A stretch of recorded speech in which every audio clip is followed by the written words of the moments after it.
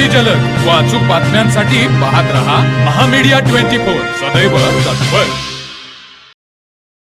इचलकरंजी शहरातील आदर्श कॉलनीत लावण्यात आलेल्या एका डिजिटल फलकामुळे शहरातील राजकीय वातावरण पुन्हा तापले आहे।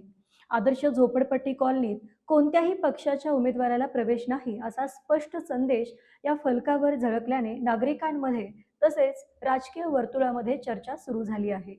इचलकरंजी महानगरपालिकेची पहिलीच सार्वत्रिक निवडणूक नानाविध कारणांनी चर्चेमध्ये येऊ लागली आहे। सातत्याने पक्षासाठी प्रामाणिकपणे राबूनही उमेदवारी न मिळालेल्यांना आपला रोष व्यक्त करण्यास सुरुवात केली असतानाच प्रभाग क्रमांक 5 मधील एका डिजिटल फलकाने सर्वांचं लक्ष वेधलं आहे। कोणत्याही पक्षाच्या उमेदवाराला आदर्श झोपडपट्टी म्हणजेच आदर्श कॉलनीमध्ये प्रवेश नाही असा फलक जागोजागी लावण्यात आला असून त्याची शहरामध्ये चांगलीच चर्चा रंगली आहे। इचलकरंजी नगरपालिकेचे महानगरपालिकेमध्ये रूपांतर झाल्यापासून 3 वर्षे प्रशासक राज आहे। आता पहिली सार्वत्रिक निवडणूक होत असून ती अनेक कारणांनी बहुचर्चित बनत चालली आहे।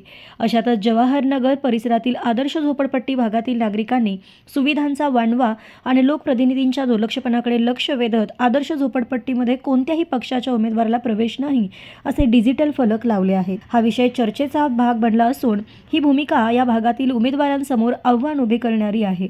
झोपडपट्टीतील नागरिकांचा वापर केवळ मतांसाठी केला जातो। या ठिकाणी सुविधांच्या नावाने बोंबाबोंब, पाण्याची सोय नाही, साध्या घरांना दुप्पट घरफाळा आकारणी आणि निवडून आल्यानंतर नगरसेवक पुन्हा भागामध्ये दिसलाच नाही या मुद्द्यांनी सर्वांचे लक्ष वेधले आहे। झोपडपट्टीतील नागरिकांचा वापर केवळ मतांसाठी केला जातो अशी तीव्र भावना भागातील नागरिकांकडून व्यक्त केली जात आहे।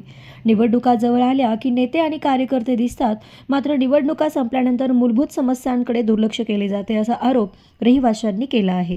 ही नाराजी राजकीय पक्षांसाठी गंभीर इशारा मानली जात असून आगामी निवडणुकांवर त्याचा परिणाम होण्याची शक्यता वर्तवली जात आहे।